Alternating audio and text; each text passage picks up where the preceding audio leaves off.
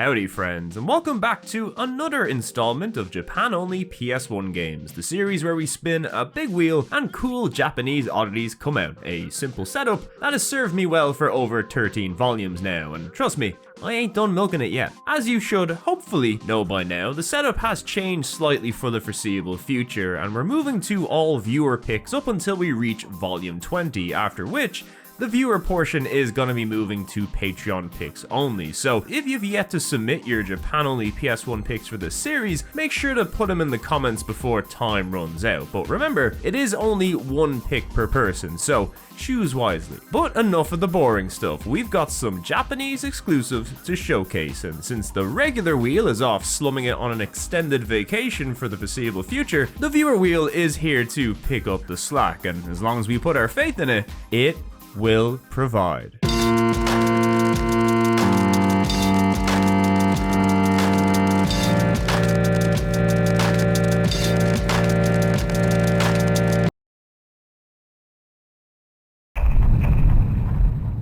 You will provide.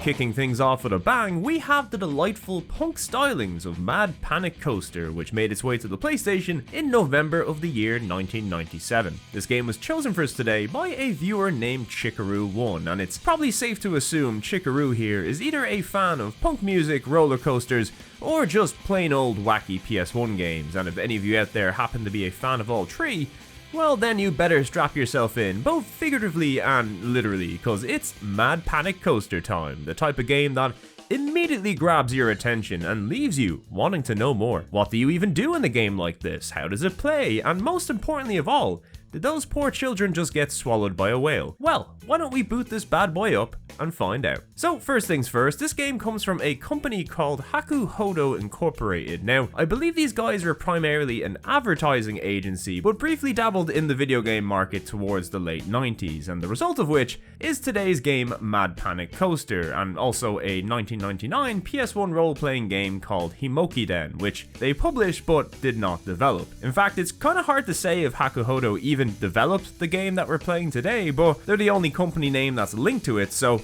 we're just gonna have to assume so. Now, if I was to place money on the type of game a Japanese advertising agency would come up with in the mid-90s, a horror-themed punk metal hybrid of a roller coaster rail shooter certainly wouldn't have been on my bingo card, but then again, that was the beauty of 90s marketing. Nobody had a clue what was going on, and we were all the more culturally enriched because of it. And yes, you did hear me correctly. What we have here is an arcade-style roller coaster rail shooter of sorts. I mean, we've got rails and we've got shooting. It's about as literal as you can get with the genre, really. Just combine that with a hodgepodge of the various minecart levels from all your favorite platforming games, and well, there you go. So the game does have a very simple setup, which I'm sure we can all relate to. A young high school couple decides to go on a date to an amusement park. Now, obviously when you go to an amusement park, you're going to want to show how brave you are. So you go on the biggest, scariest thing there, right? Well, these two young lovers somehow ended up walking into 15 levels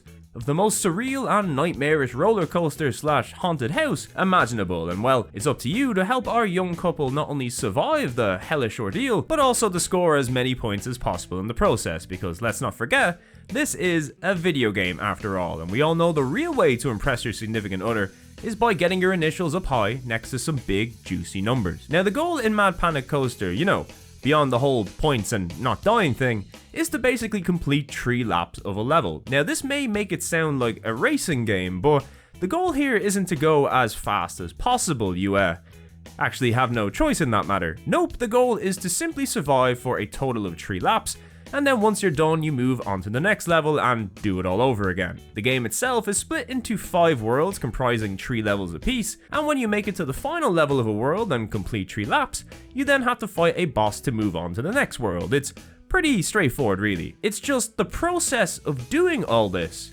Holy moly, it's intense. When you first pick this game up and it slowly but surely brings you to the very top of the first level and drops you down, the whole thing is just insanity from there. And despite how crazy this whole thing looks in motion, it's thankfully quite simple to get to grips with. As mentioned, the goal here beyond getting a high score is to simply survive until the end of the level. Now, to do this, you're going to need to master 3 things: moving on the rail, jumping, and, well, shooting stuff. Moving is pretty self-explanatory. Using the D-pad, you can move your coaster left and right. Now, this is handy for dodging enemies, obstacles, and projectiles, but crucially, it's also how you get around bends in this game. You see, while the game is on rails, your cart most certainly is not attached to those rails. You've got to manually make all the turns you're seeing right now, and a huge part of the game is quickly reacting to the changes in direction so that you don't fall to your doom. Once you've got that part down, you've then got to master jumping, which is thankfully a whole lot easier to do since you've just got to press X and, well, hey,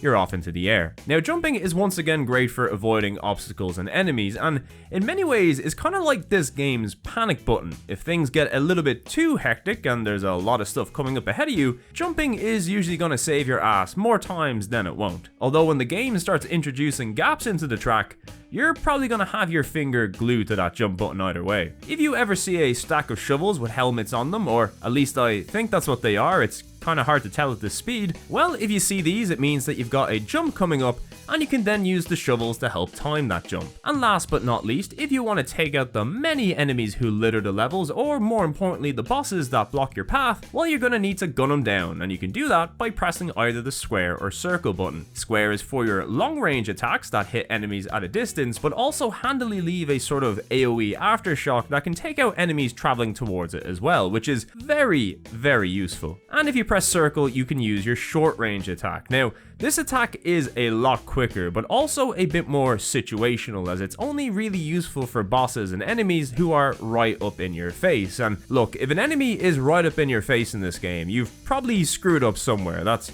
all I'll say. Now, thankfully, if you do happen to screw up by, let's say, taking an enemy projectile to your face or falling off the snow level for the 15th time in a minute, you do have a health bar which allows you to make a decent number of mistakes before seeing the game over screen. Taking damage from enemies and obstacles chips away a small portion of your health bar, while falling off the track entirely costs you a whole section of your health bar. I suppose if you wanted to consider these segments as lives, you could look at them that way, but long story short, getting hit is bad, falling off is worse, so try to avoid either if you can. Something you definitely shouldn't avoid though are these blue gems, which upon collection restore a small portion of your health bar. There's usually 1 or 2 of these in each level, and let me tell you, the number of times these things were the sole difference between me seeing the end of a level and not was quite staggering really. So needless to say, if you see a gem, you grab the damn gem. Now, if you do happen to die, and something tells me you might, the game is nice enough to pop you back at the beginning of the current level you were playing, so while the deaths may come quickly, the punishment thankfully isn't too severe, unless you are playing for points, in which case it is quite severe and your points reset to 0 upon death. As for the scoring system itself, it mostly seems to come down to killing things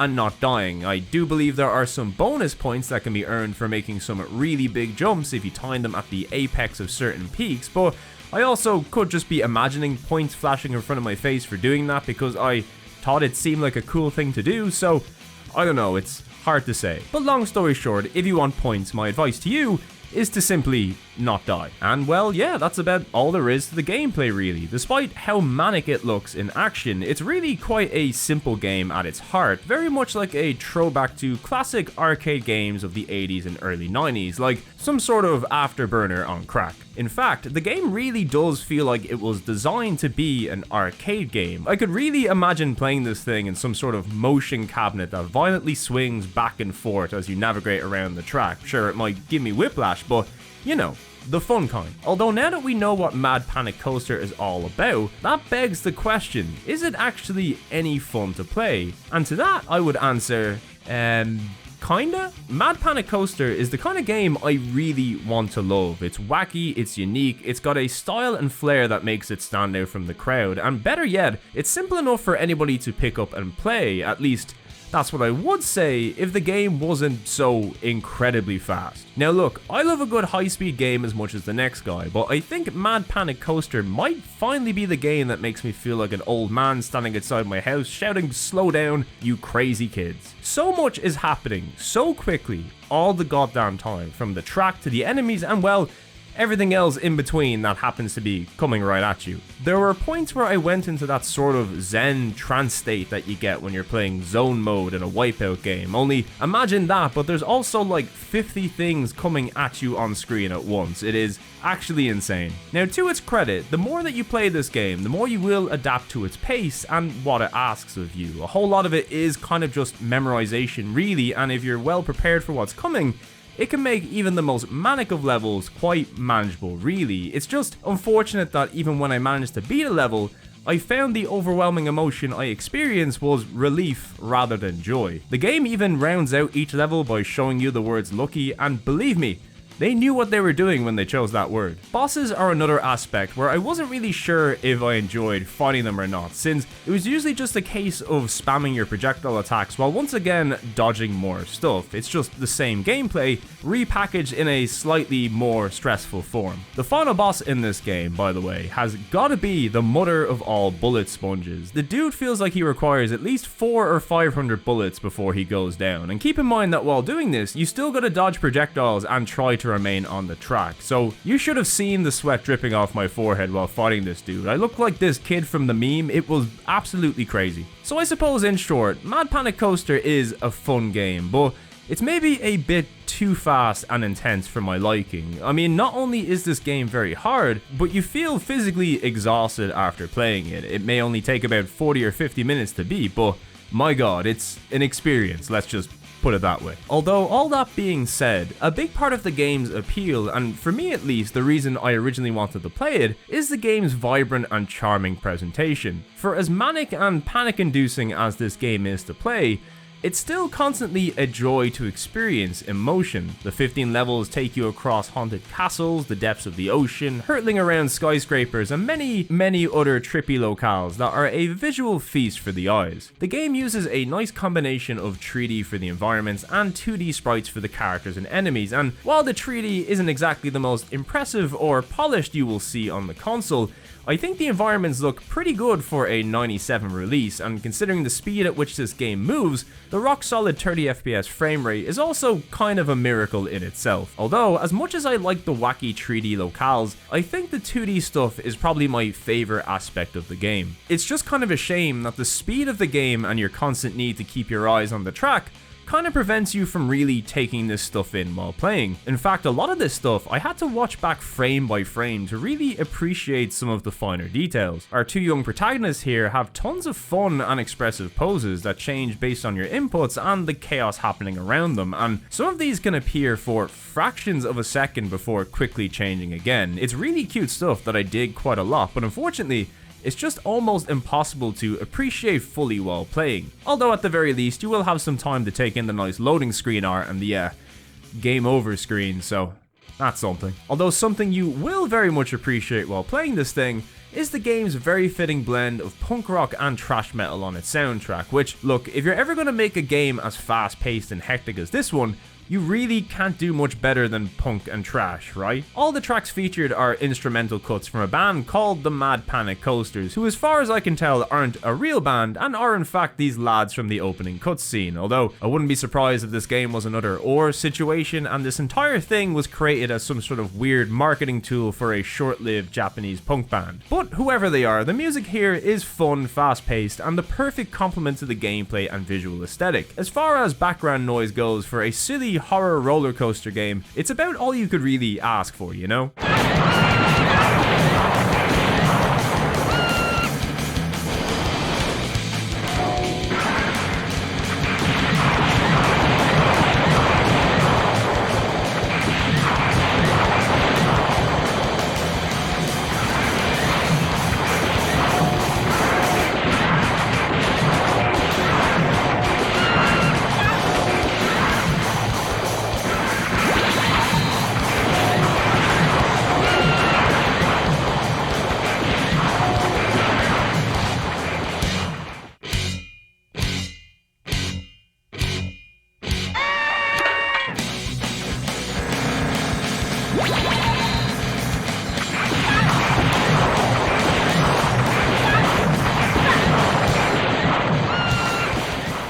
Although for as good as the music is, some of the sound effects are mixed a bit too high, in particular the noise that happens whenever you kill a boss. It's yeah,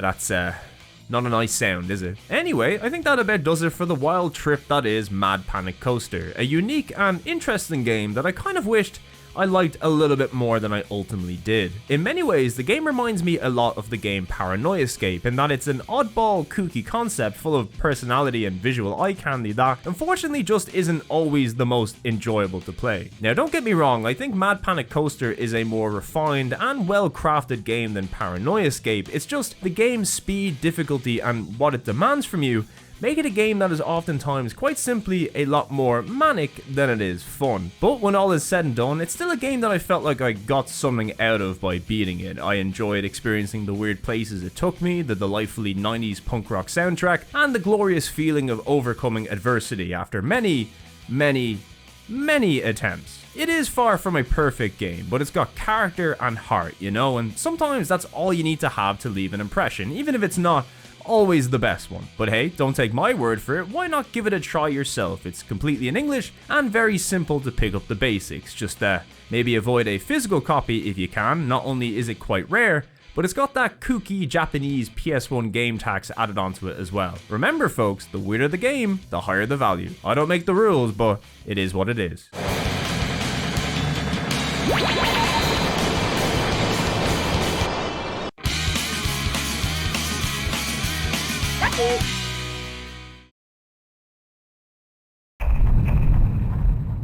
You will provide.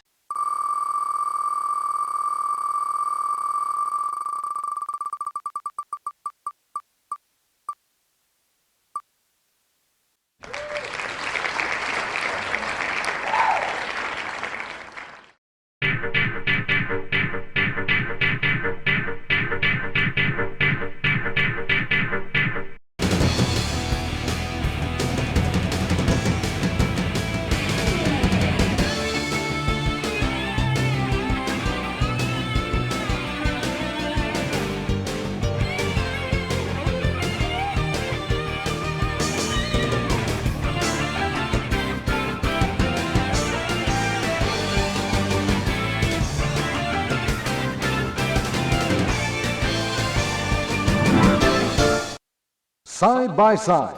Next up, we got ourselves a little Japan Only racing game, and it's Side by Side Special 2000, which, despite its name, actually released at the tail end of 1999. And if you're wondering, the opening cutscene does awkwardly transition into the start screen like that, and is not in fact a result of my poor editing skills, for once. This game was chosen for the wheel by Mike M, and Mike M here has graciously gifted us with another game from legendary Japanese company Taito, who have probably had the most games appear across these wheel videos out of any developer out there. So for now at least, if we have to say the wheel had a type, it's most certainly Taito games, and look, who can blame it? So for those unaware, Side by Side was a series of arcade racing games put out by Taito from around 1996 to 2006, over which time the series also seen a name change into Battle Gear, a name I feel most people would probably be more familiar with. Now, out of many arcade releases, only 3 games in the series would ever see home console versions. We've got Battle Gear 2 and 3, which made it over to the PS2, and while the third game was exclusive to Japan, the second game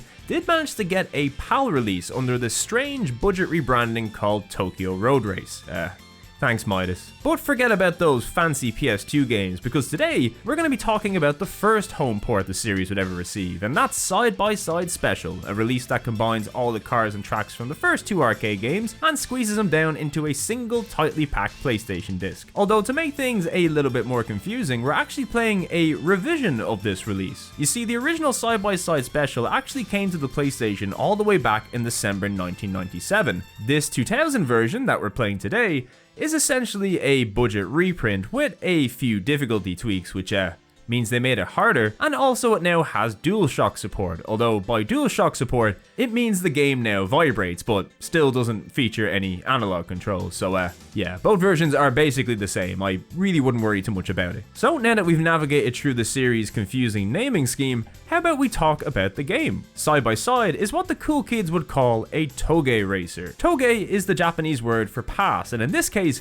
relates to the long winding roads that were built across Japan's mountainous areas to help make travel between its various regions easier. Of course, when you build roads this long and windy, you might just inadvertently start a tuner car and street racing revolution across your home nation, and well, there you go. Initial D, Wangan Midnight, and even that one bit in the Fast and the Furious Tokyo Drift. Cool cars, cool drivers, and a whole lot of drifting. That's Toge, baby. So what I quite like about Side by Side is that even though it's an arcade style racer at heart, it feels like a game that's making a bigger push to appeal to fans of both tuner cars and, well, real life racing in general. This is not only down to the game's substantial roster of licensed Japanese cars, which, yes, features all the fan favorites, and yes, even that one. But even more crucially, it comes down to how the game feels to play, or should I say, the cars feel to drive. Because pretty much every single car in this game has its own distinct characteristics that dramatically change how they feel to play. This isn't just an arcade racer with a simple meter that defines the speed, acceleration, and handling of its vehicles. Taito is aiming to replicate the actual feel of racing these cars, albeit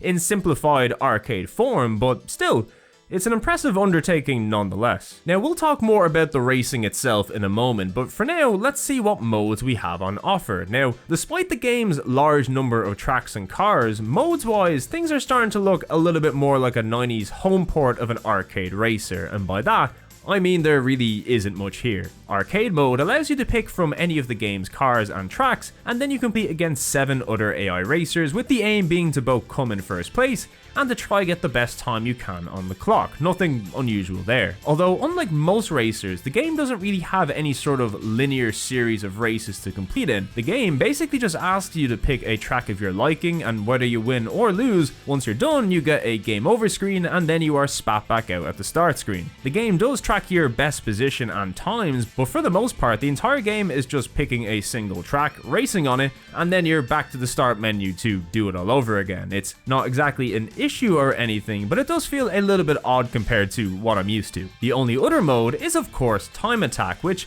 is more or less the same as arcade mode, only now you don't have to worry about any additional AI cars on the track, which unsurprisingly does make racing on narrow roads that little bit easier. It's certainly not the most varied package, and the lack of a 2-player mode is particularly disappointing in this game, because come on, what's the point of drifting down the mountain if you can't pass your #1 rival in dramatic style? But I will say, in spite of the small number of modes, the game certainly isn't light on content. As mentioned before, this game combines the cars and tracks from both Side by Side 1 and Side by Side 2, giving us a grand total of 10 unique tracks to choose from and 16 different licensed cars to let loose on them. The game features cars from Toyota, Honda, Mazda, Subaru, Nissan, and Mitsubishi, and honestly, considering the market this game was aimed at, they really couldn't have picked a better lineup of JDM cars if they tried. All the stars are here. Jenny, all the stars are here. It's true. Beardy Man. Now, while the structure of this game is just essentially pick a track and then race on it, there is an overall goal to this game, if you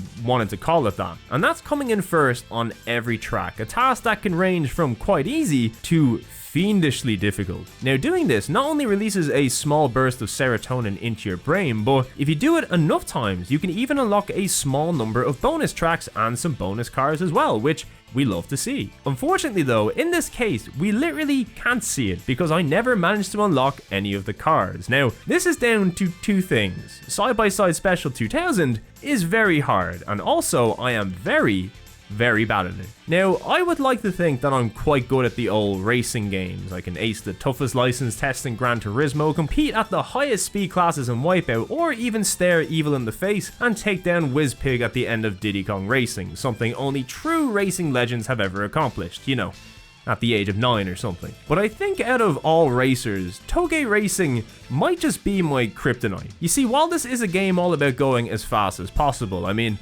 it's a racing game, of course it is, a huge part of it is taking long and sometimes very sharp turns, usually by, you know, drifting. Now, unlike other drift-heavy arcade racers like, say, Ridge Racer or Outrun 2, where the drifting is admittedly quite easy to pull off and master, the drifting in Side by Side has a bit more, I'm gonna say, nuance to the whole thing. Different turns can require different and careful combinations of accelerating, braking, and turning, and the angles you can approach from are equally just as important, and better still, the variables required can also change depending on the car you're using. Taking this turn in a Skyline can feel quite different to taking it in an RX-7, and while I did manage to get somewhat decent at this game's playstyle and quirks, easily mopping up first place in the majority of the game's races, 3 of this game's late game tracks absolutely made a mockery of me each and every time I attempted them, to the point where I was beginning to even doubt if I was actually any good at racing games. So here's the deal, Side by Side has a very basic control scheme. All you got is a button for your gas and a button for your brakes, and of course the shoulder buttons to change gears if you're playing in manual. Now, for the vast majority of the early game tracks, you should never even need to use your brakes, as turning in this game is quite generous, and simply positioning yourself into a controlled turn should get the job done. I learned quite early on that you can turn a lot more than you probably think you can before spinning your vehicle out, and honestly, if the nose of your vehicle is practically sideways with the road, well, then you've got the right idea. Although as soon as this game began to throw the true hardcore toge tracks at me with multiple sequential turns, each longer and windier than the next, then it became quite clear that braking was beginning to become necessary, and my god, it is. The problem I had though is that I found it very, very difficult to try balance this mix of speed and braking to both make drifts cleanly without botching into rails, and to also keep up enough speed so that the first place AI doesn't get too far ahead of me. Now, it is worth noting that this game has both difficulty and steering adjustments that you can make in the options menu, and truthfully, I found adjusting the steering to the quick option did feel a bit better for me personally, but you know, not enough to actually make me good. And also the difficulty toggle, I believe, only adjusts the amount of time you have to finish a race, and that's not much good to me, as time was never my issue. It was more so coming first, and even on easy, I had a hard time coming first, let me tell you. Now, normally this is the point where I just bash my head against the wall until everything eventually clicked for me, but after many, and I mean many attempts at trying to master this game's driving, I just never did. Sure, I got a bit better and eventually managed to beat one of the tougher races that I was struggling with, but the race after it was about twice as hard and twice as long, so I genuinely felt like I just wasn't good enough to fully complete this game. Now, in dire situations such as this, I'd maybe read the manual or consult a guide to make sure I was doing everything correctly, but alas, Japanese PS1 games often don't have those luxuries available, so instead I turned to watching people who are good at the game on YouTube, both those playing on the PS1 version and in the arcade originals. And the thing that struck me while watching these people are that 1, they are very, very good, and 2, I think this is just a game that has a very high skill ceiling. What I was doing did in fact seem to be correct, it just turns out that I'm very bad at it. And you know what?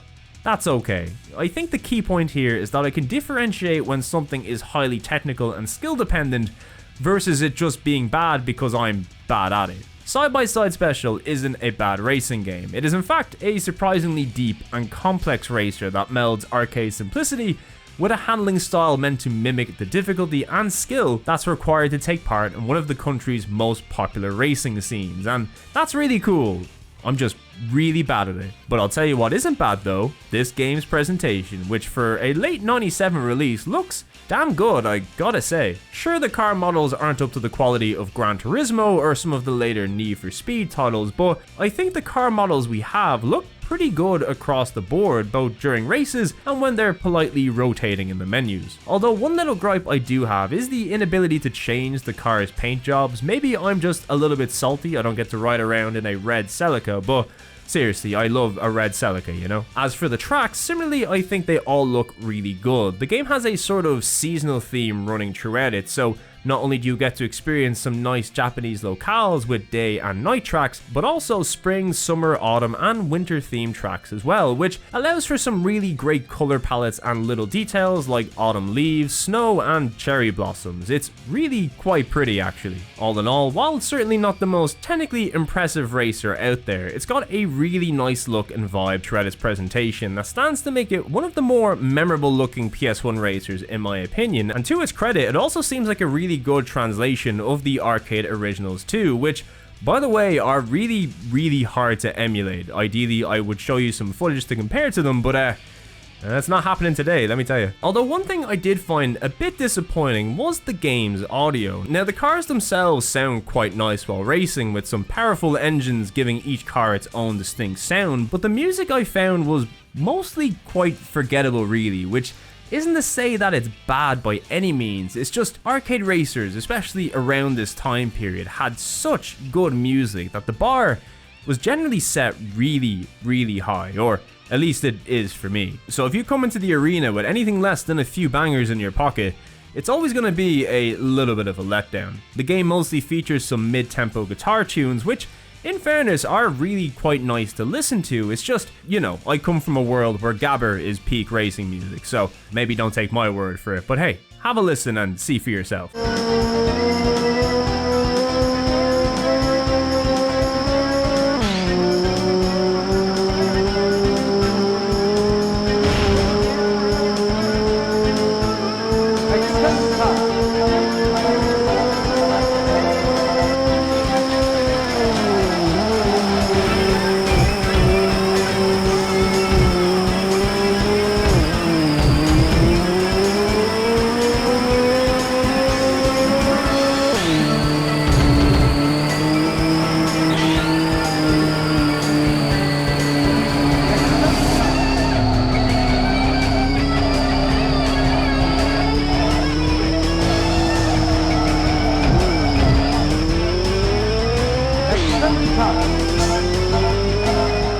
Also, I suppose one other little pet peeve I have is that if you're gonna give us a replay function, at least let me play some music over it. It just makes the whole thing kind of look and feel a bit flat without it.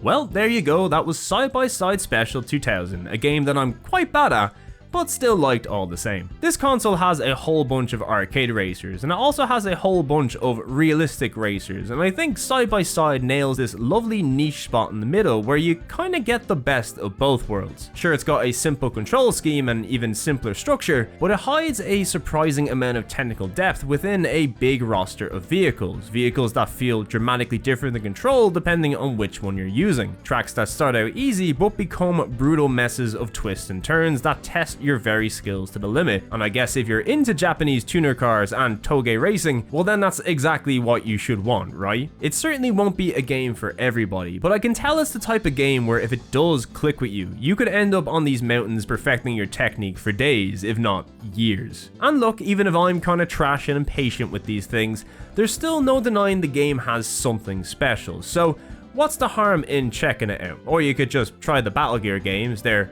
slightly easier, I think, or at least Tokyo Road Race is. Seriously, what the hell is the Midas marketing team smoking?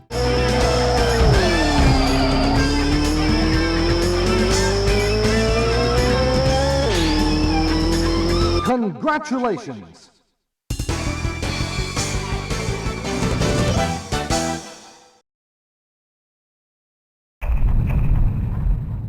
You will provide.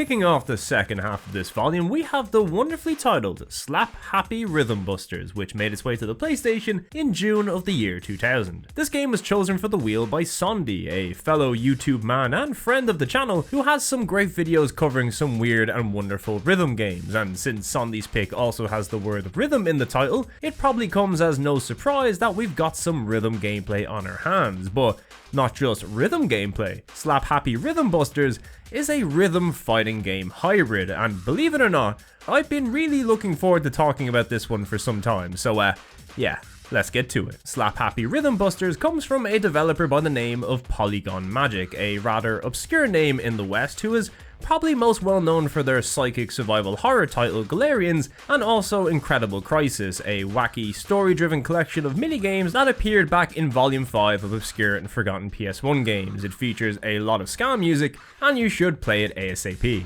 Now, even though Galarians and Incredible Crisis are probably their most well-known titles in the West, if you look at Polygon Magic's output on the console, it turns out they primarily worked on fighting games. Their first major release in both arcades and on consoles was a game called Fighters Impact that eventually seen a release in the West, although with a visual makeover and name change to Versus. And we also have Lord of Fist, which similarly also seen a name change for its Western release, now known over here as Shaolin. So needless to say, Polygon Magic was kind of a heavy hitter when it came to odd and obscure PS1 games, which is why it's a shame that arguably their coolest and most unique title on the console remained exclusive to Japan, and that's of course today's game, Slap Happy Rhythm Busters, a game that aims to blend fast-paced 2D fighting with rhythm gameplay and a boatload of style. But of course, a game like this could very easily fall into the old style over substance trap, which for a fighting game is most certainly a risky approach, so let's see how the game beneath it all plays. So at its core, Slap Happy Rhythm Busters is a 2.5 1v1 fighter, of course meaning that the game is played on a 2D plane but with 3D characters. The game opts for the traditional SNK 4-button setup, meaning we've got 2 buttons for light and heavy punches and 2 buttons for light and heavy kicks, although the game does also utilize the shoulder buttons as shortcuts for things like throws and special moves. Naturally, these are all adjustable in the options menu, but long story short, if you've played a fighting game before, you should be able to pick up a controller and get comfortable with this one almost immediately. Although, if anything, I'd say the actual moment-to-moment gameplay mostly resembles that of a Capcom Versus series title, in that it's very fast-paced, but also quite beginner-friendly and easy to get into. The game features a bunch of simple combos that can be easily chained together using light attacks into heavy attacks, as well as launchers and ground and wall bounces to chain into further combo options. The game's timing for combos is actually quite generous, I'd say, and honestly, if you dick around in the training mode for any of the game's characters for about 10 or 15 minutes, you'll likely come out with a nice set of flashy combos and mix-ups without ever needing to look up a guide online. Although, since the game includes no in-game moves list unfortunately, I'd probably recommend an online guide anyway, just so you know your character's specials. And I suppose while we're speaking about specials, most of the game's characters feature on average 2 to 4 special moves, and while the usual quarter circles and projectiles are present, the game kind of simplifies the usual Shoryuken and charge inputs, instead opting for a Mortal Kombat style tap system. All you gotta do is tap down twice for a Dragon Punch and simply tap back and forward for a dash attack. As for supers, well, each character has a couple of these as well, and to unleash them on your opponent, we've got the age-old super meter. You start out each round with 1 bar full, and you can increase it by both taking and dealing damage. Each super costs a single bar to use, and can be performed by pressing both the punch or kick buttons together while doing one of your special inputs. It's, you know, a fighting game, and while it may not feel as polished as something from Capcom or SNK, it's still very satisfying to play and requires very little time investment to feel like you're actually competent at the thing. It honestly reminds me a lot of the X-Men Mutant Academy games, which are also on the PS1, another 2.5D fighter which closely mimics Capcom's Versus style to rather successful results. Probably not a fighter you're gonna see at a tournament anytime soon, but one you're certainly gonna have a good time with if you're playing solo or locally with a few friends. Of course, where Slap Happy begins to deviate wildly from the usual fighter, and well, pretty much every fighting game ever made, is with the game's most powerful attacks, known as beat combos. If you manage to fill your special meter up to 3 bars, you'll see a change to the letter B. Upon reaching this level, all you gotta do is tap the L2 button, and as long as you're within range and your opponent ain't blocking, you can enter into this rhythm minigame where you gotta hit as many of these inputs as possible over the course of about 15 to 30 seconds using your controller's face buttons. Now these combos can do a lot of damage, but simultaneously, if you kinda suck at them and miss a lot of inputs and drop your combos, it can also do terrible damage. But the real reason you're probably gonna use it is that ending a final round with a successful beat combo unleashes your character's fever attack, which is essentially a very flashy fatality with extra added banging tunes.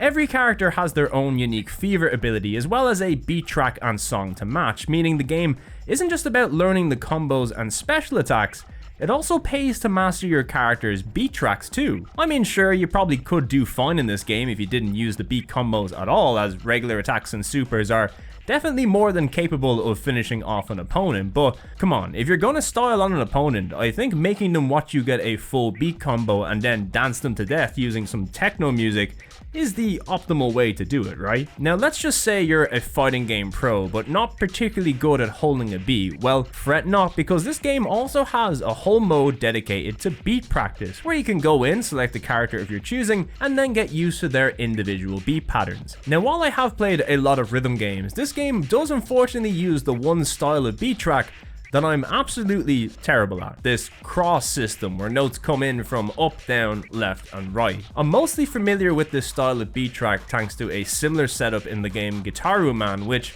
for whatever reason always made a fool out of me whenever it appeared, so the practice mode inclusion here in Slap Happy is very much a welcome one, both so I can shake off the rhythm rust, and also because some of these are actually just very hard to pull off flawlessly, and that's just the easy patterns too. The game also has hard patterns which not only add extra buttons into the mix, but also throw in fake inputs to try throw you off. You see, upping the game's difficulty doesn't just increase the AI's combat ability, it also increases the beat track difficulty too. So if you want a tough fighting game and a tough rhythm game, well, crank this number up and your wish will be granted. Alrighty, so that about covers the core gameplay concepts in Slap Happy Rhythm Busters: beat people up and then dance on their graves, you know, lovely stuff. But how is the game content wise? Well, when it comes to modes, it's not particularly impressive, I'm afraid. We've got the arcade mode, versus mode for local 1v1, and then just training modes for both combat and beat patterns. Sure, many games on the console feature a limited number of modes quite similar to this, but by the year 2000, Slap Happy was unfortunately lagging well behind its contemporaries, I'm sad to say. Even something as simple as a survival mode would have done wonders for this game in my opinion. Although, even with a lack of modes, Slap Happy does make up for things by giving us a very generous roster of characters to fight with and stages to fight on. When you start the game, you'll have a grand total of 11 characters to choose from, but by the time you've unlocked everybody, you'll have 21 characters to select from, and while yes, some are palette swaps, we've even got ourselves an evil Ryu clone here to jazz things up, the majority of characters in this game play very differently from one another, offering up unique playstyles and even some fun gimmicks like Vivian and Roxy, two characters that operate as a single entity, or this mercantile fella who freely lets you swap between him and his dog, giving you a whole new moveset. There's also Tom Tom, who has access to a spray paint JoJo stand. He's actually a pretty straightforward and easy character to play, but damn does it look cool, you know? The game does of course feature clear homages to Ryu and Chun-Li, both in style and movesets if you like things a little more familiar and vanilla, but overall the game's varied and diverse cast offers some very fun and unique fighter gameplay, and certainly proves the game is packing substance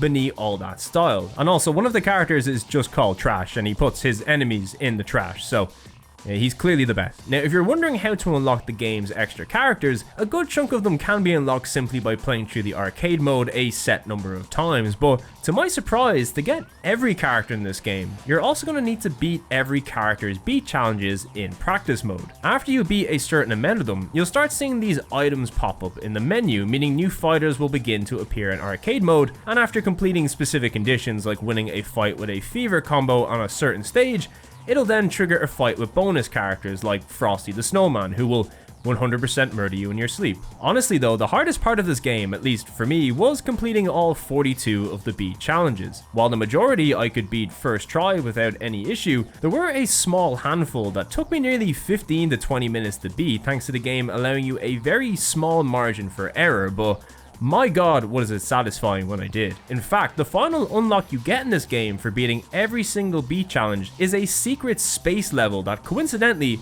also has the single hardest BGM track in this game.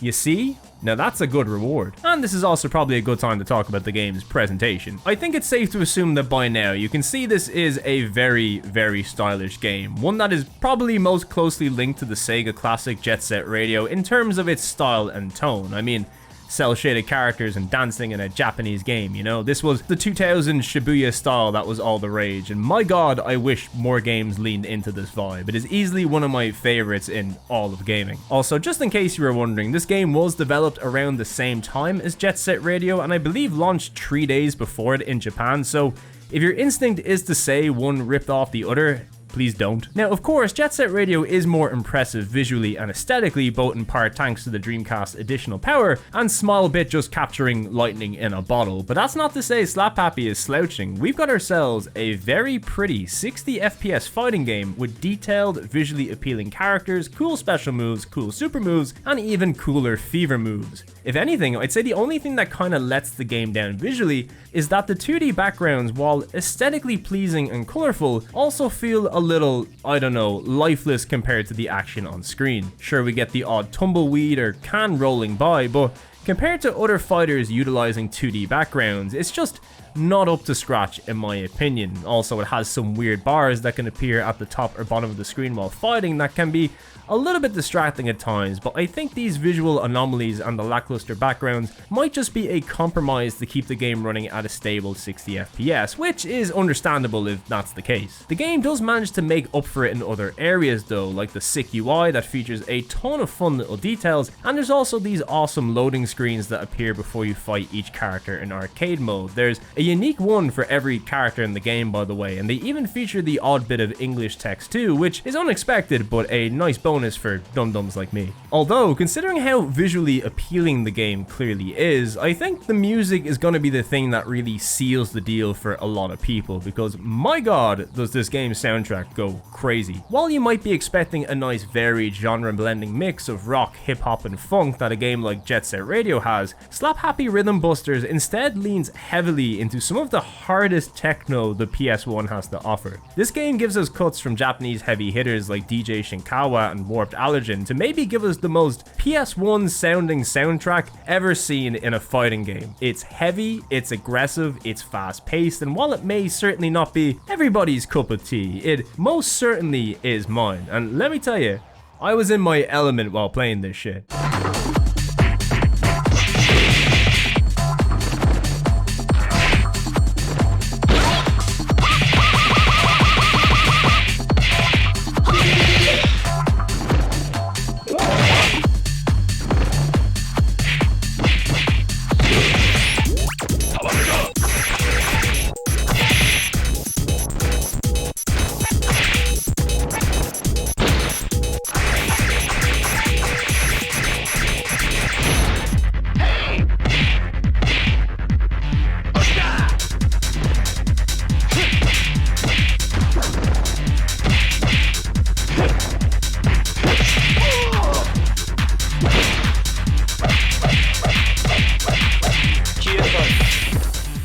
all in all, Slap Happy Rhythm Busters, while certainly not a perfect game, has easily wormed its way into being one of my favorite fighters on the console. It won't win awards for being the most technical or polished fighter out there, but it's one that should provide a lot of fun to both fighting vets and genre novices thanks to its user-friendly combos and moves list. Not to mention, it's got one of the coolest and most diverse cast of characters seen in any fighting game of the era, alongside sick cel-shaded visuals, a banging techno soundtrack, and of course it even has a whole rhythm game element here too that sure might not factor in too heavily to the fighting gameplay overall, but conceptually there's really nothing else like it, and heck, it even provides some flashy super moves too, so come on.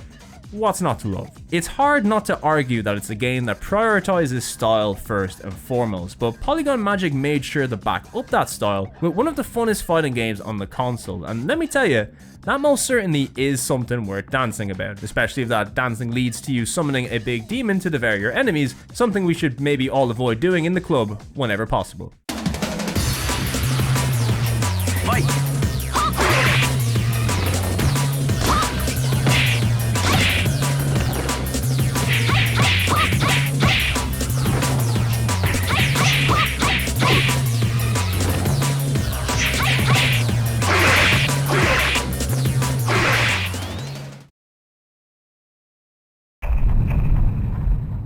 You will provide.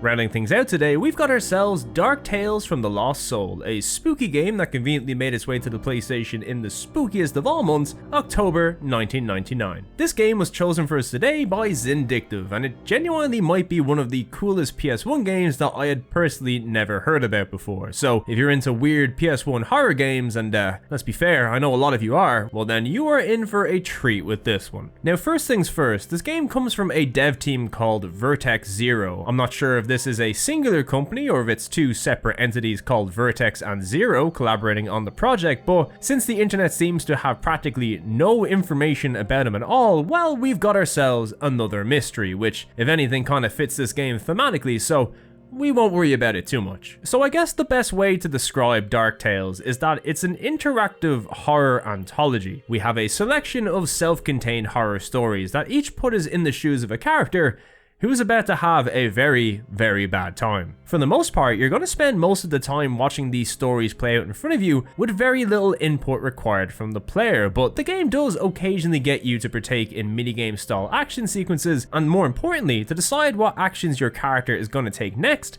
leading to all sorts of branching paths and grisly fates if you happen to make the wrong move. So in other words, this is more or less a choose your own adventure episode of something like Are You Afraid of the Dark or Goosebumps, or I suppose to put it into a video game context, it's basically proto Until Dawn. Now this is quite cool for a couple of reasons, but is the game actually any fun to play, and more importantly, how accessible is it for somebody with a poor grasp of Japanese? Well, Let's find out. So to kick things off, I first think it's important to highlight the live action portions of this game. You see, while the actual stories are all told in-game in this lovely polygonal 3D style, these stories are introduced to us by the terrifying MC of a club known as the Lost Soul. Now these scenes are absolutely incredible, full of moody and creepy moments. I mean, as soon as this guy appears on my screen, I quite literally can't take my eyes off it. There is a very obvious David Lynch influence to the whole thing, from the direction, cinematography, lighting, and the music, but it's all just done so incredibly well. Like, the people behind this clearly knew and understood what makes Lynch's style so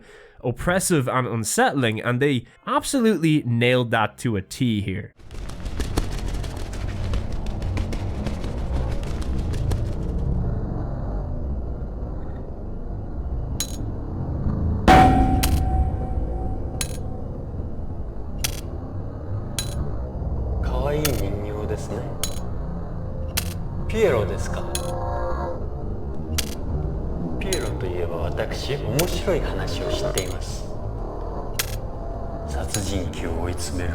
Peachies さんの話なんですがね。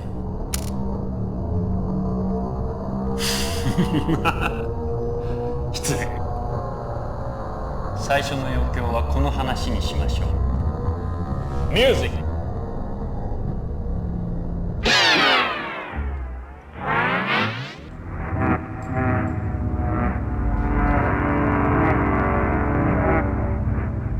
舞台は夜の遊園地。おいつ、おわれつ、キャット&マウス。お楽しみください。So, as the name implies, we now get to experience some dark tales live from the Lost Soul, and when you begin the game, you'll see that we have 3 stories on offer. The first is Cat and Mouse, which sees you trying to survive an encounter with a serial killer in an abandoned amusement park. The second is Ghost Rider, the tale of a struggling novelist who is trying to write a bestseller using a haunted word processor, which, yes, is 100% the best story in the game, by the way. And finally, we have The Honeymoon, a story about a recently married Japanese couple who were driving around the highways of America for their honeymoon and end up being stalked by killer cars. Clearly, there's a lot to unpack here, but since you need to beat one story to unlock the next, we might as well go through each of these stories individually and we can explain the basic gameplay concepts along the way. Now, each story more or less starts off the same way. We got our creepy man live action introduction, then a little title sequence so we know what's going down, and then bam, we're into the shoes of our disembodied character, whose point of view we'll now be adopting for the majority of our playthrough. Now, the thing that struck me immediately in this game was its visual style. It uses a rather striking minimalist aesthetic, opting for a small amount of big but highly detailed polygonal objects, with the rest of the screen shrouded in darkness. It's done in such a way that you can always tell what your environment is supposed to be, but there's always this element of the unknown that your imagination just kind of tries to fill in for you. It's a style that, while admittedly quite simple, actually goes a long way to immerse you in the experience I found, and if anything, I think it's only gotten better with age. Like, look how clean some of this stuff looks. They are some prime polygons right there, let me tell you. Now, early on, the game establishes the flow of things from here on out. You sit and watch as your character moves along and talks about all the crazy stuff happening in front of them, and occasionally you will stop to partake in some sort of action minigame. The first one here sees you trying to take out an evil mask with your revolver by tapping the circle button when it moves into your target. Quite simple really, as are all the minigames to be fair, but we'll talk about more of them in a moment. Shortly after that, we then move on to our first multi-choice selection, where we are given a few seconds to choose between 2 different solutions to a problem, and depending on what we select, this will move the story in one of 2 different paths. Sometimes the choices don't have much consequence, sometimes they have heavy consequences, and sometimes they might just outright lead you to your death, which, as you'd imagine, isn't great. Although it is worth mentioning, if you do mess up, you can immediately restart at your last choice and choose not to die, so that's nice. Now personally, I've always loved choose your own adventure books and video games, and this style here is right up my alley. Not only is it really fun to see what your choices lead to, but it also means each of the game's stories has multiple endings to unlock too, so even though each story only takes roughly 30 to 40 minutes to complete, there's certainly some replay value here if you are hungry for more. So that's pretty much the core of the experience really. Watch the story play out, have your controller handy so you can press a button real quick or partake in a minigame, and also occasionally make the odd life-altering decision in a time-pressured environment. Great fun for all the family. Now, I think the first story, Cat and Mouse, is a great way to introduce everything here, as the experience of being stalked through an abandoned and definitely not haunted amusement park allows for a lot of great imagery and minigames. You get to play demonic carnival games that try to murder you, experience demonic teacups that also try to murder you, and also get stalked by a mask which represents the serial killer that unsurprisingly is also trying to murder you. Actually, something of note is that the game never visually features any humans in game. Any action your character takes are all of the disembodied variety, and all the evil entities in game are represented by various objects. It's quite odd, but something about it just works. Like, I felt genuine dread being stalked by this thing, and the fact it took a classic over-the-top method to finally put it to sleep was mwah, chef's kiss. Although, moving on to our next story, which is undoubtedly the game's highlight, Ghost Rider is where the game takes a shift into absolute madness as we take on the role of a struggling writer desperate to churn out a best-selling novel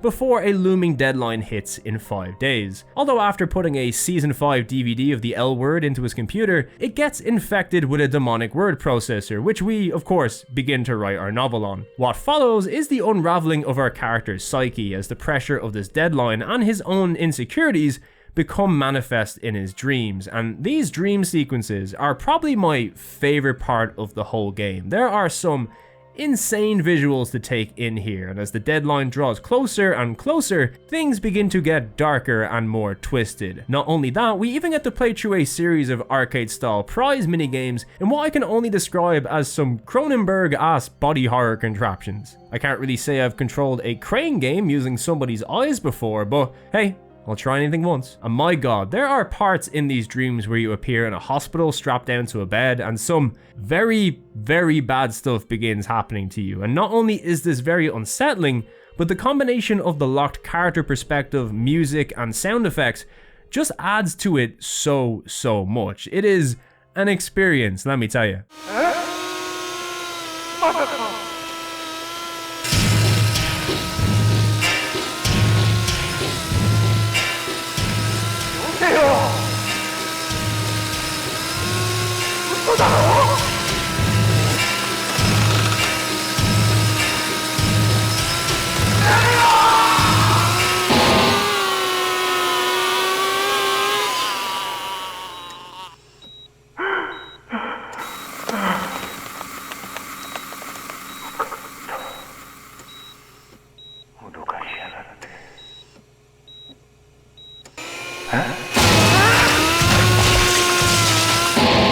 Ghost Rider is the longest story in the game, but since it's also the most inventive and memorable, that only ends up being a good thing. It's just one big entertaining descent into madness, and it's exactly what I would want to see from a collection like this. Although last, but certainly not least, we have The Honeymoon, which follows a pair of Japanese newlyweds as they head over to the good old US of A for a honeymoon, driving a cool car across some long dusty highways, which are notorious for not featuring bad spooky things. While the road trip begins rather uneventfully, soon into this trip they narrowly avoid a collision with a Jeep driving wildly in the opposite direction. Although things only begin to get worse from here as they come across abandoned gas stations and diners full of what I can only describe as very, very bad vibes, all while the Jeep continues to drive by them, only now chased by a police car, which, as it turns out, was the reason why the Jeep was driving wildly to get away. Now, you may think the Jeep is running away from the law due to some crimes or something, but as it turns out, the police car is actually out there trying to destroy pretty much any car it comes across, which leads to some wacky duel-style fight sequences and even the odd bit of mountainside drifting to keep up with the theme of this video. This story has some of the prettiest visuals in the whole game, and probably the most video gamey of the minigames on offer, and it also seems to be the most open-ended, as it features a lot of different choices packed into a shorter runtime compared to the rest of the stories that we've covered. It is probably my least favorite of the three on offer, but it's still a lot of fun and features some really cool moments throughout. So all in all, three very fun and rather different horror titles all packaged into one of the most unique PlayStation experiences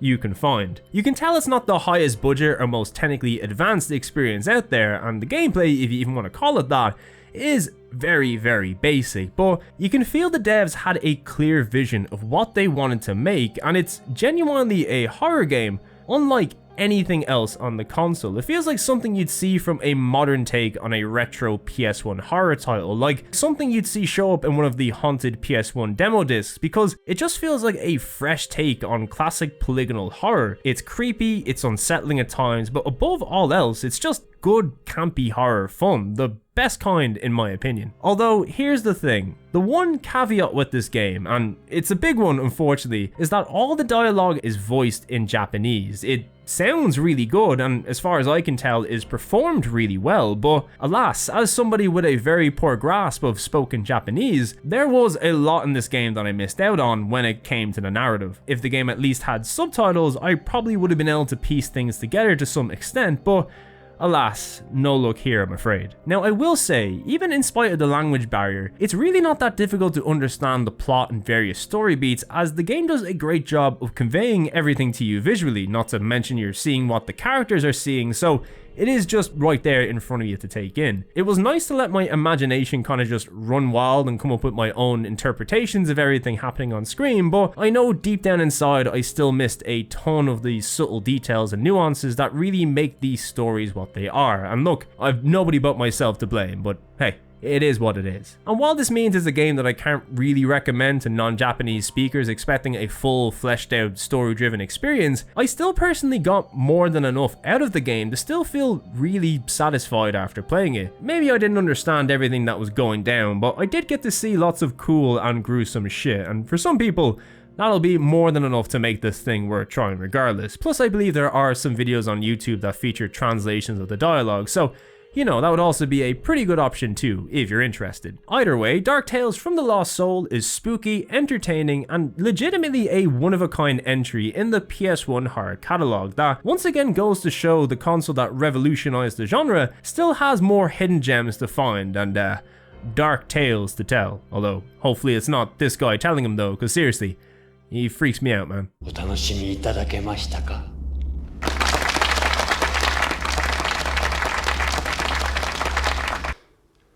実は各ストーリーの結末は一つではございません。ただいまお客様がご覧になったのはほんの一部分です。またのご来店をお待ちしております。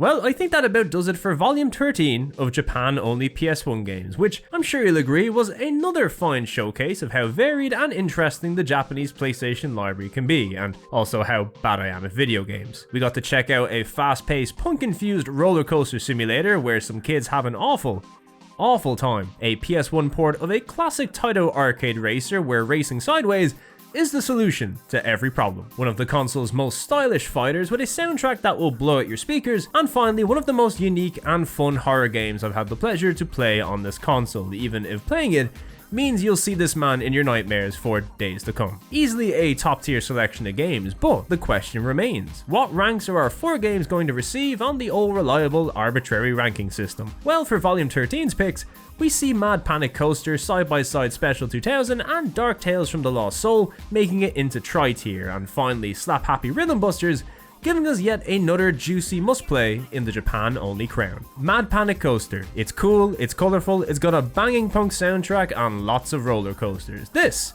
is peak video gaming right here. I guess it's a shame then, for as fun and entertaining as the game is conceptually, the gameplay just veers a little bit too much into the Mad Panic part of its name, with the controls and overall design sometimes just not matching up with the game's incredible speed. Even with those issues though, it's still more often an enjoyable experience than not. And look, it is definitely one of those games where if you see it in motion and think it might be up your alley, well, it most certainly is, so go on. Give it a try. What's the harm? As for Side by Side Special 2000, well, we have a cool arcade racer that aims to give fans a more true-to-life racing experience. Well, at least by 1997 standards. With tight controls, a large roster of tracks, and plenty of JDM classics to select from, this is easily a game that should appeal to lots of racing fans out there. It's just, personally, I found the difficulty and some of the drifting mechanics to be very tough to master. Now, keep in mind, as always, the logical answer to this issue is that I'm just very, very bad, and you know what?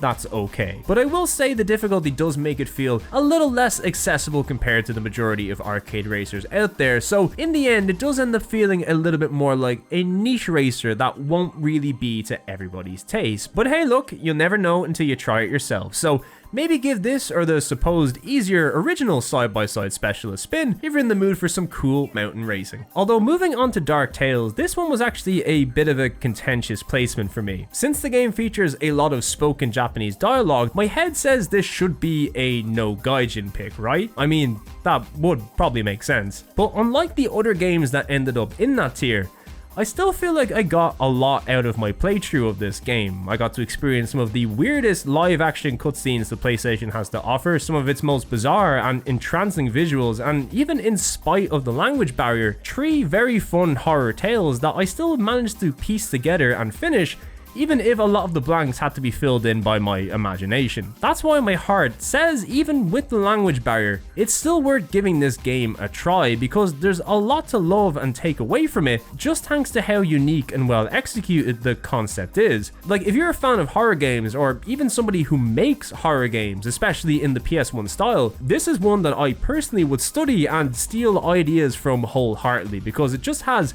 so much potential for great storytelling and also icky, gross, shocking moments. And while I enjoy seeing that stuff in hyper-realistic HD on modern consoles, something about this old polygonal style will always just resonate with me in a different, more palatable way. So yeah, why the hell not? Go check it out. And finally, we have Slap Happy Rhythm Busters, and while there has been a lot of games in this volume that have tried some interesting and fun ideas, I think Slap Happy is the one that pulls it all off the best. This crazy hybrid of 2.5D combo heavy fighter and rhythm game that completely works thanks to its gorgeous and confident visual style and hard-hitting and catchy soundtrack. It's the kind of game where if one of these aspects was off, I think the whole game would probably fall apart, but it just about reaches that level where the individual aspects are all good enough to make it not just a very fun and enjoyable game, but one that manages to be genuinely different than anything else out there. Look, there's a lot of fighting games and a lot of rhythm games, and while yes, there are certainly better fighters and better rhythm games than Slap Happy, the fact that it manages to be this good while melding these two unusual genres together, and it also looks and sounds this good,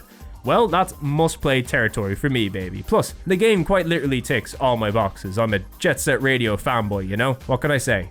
GG's for life. So that about does it for today's episode, but before we finish up, I've got to give a big thank you to the wheels chosen for this episode. Give it up for Chickaroo1 for Mad Panic Coaster, Mike M for Side by Side Special 2000, Sondi for Slap Happy Rhythm Busters, and finally Zindictive for Dark Tales from the Lost Soul. I hope you all enjoyed the video, and thanks a mil for your contribution. And speaking of contributions, I also got to give a shout out to my lovely Patreon supporters for help making videos like this possible, including fine folks like Alan Caslin, Callow Mellow, Crimson Cyclist, Dave Nolan, Disc Kun, the mascot for the Famicom Disk System, Doma, Globe99, James Lovat, Kyle Winter, Moomatron, Moomin Biscuit Trans Rights Are Human Rights, Mr. the Joshmon, Richard Kramer, and finally Spectre117, who have all subscribed at the Fan++ tier. And finally, of course, a big thank you for watching this video wherever you are. I'll be back real soon with some more PS1 gaming content, or PSX if you swing that way, but regardless, stay safe, stay happy, and don't forget to praise the wheel. See ya!